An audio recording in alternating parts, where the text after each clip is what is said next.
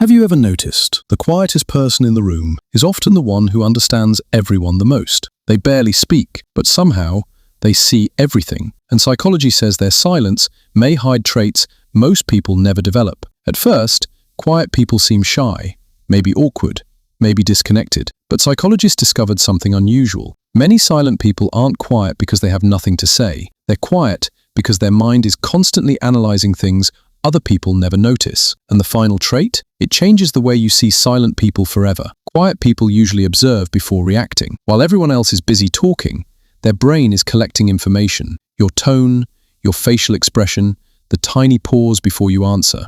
But here's what's interesting. Psychologists discovered highly observant people often speak less because their attention is focused outward, not inward. They notice emotional shifts most people completely miss, and that's why quiet people often understand others better than loud people do. Many quiet people look calm on the outside, but inside, their mind is moving constantly, analyzing conversations, replaying moments, thinking 10 steps ahead. This is where it gets deeper. Research on introverted thinking patterns shows some quiet people process information more intensely than average. That silence you see, sometimes it's mental overload, not emptiness. And most people never realize the battle happening inside their head. Some people talk to release emotions. Quiet people often absorb them instead. They feel energy in a room instantly. Tension, fake behavior, emotional distance. Psychologists discovered emotionally sensitive people often become quieter because they experience social situations more intensely. And over time, silence becomes protection, not weakness. That's why many quiet people disappear emotionally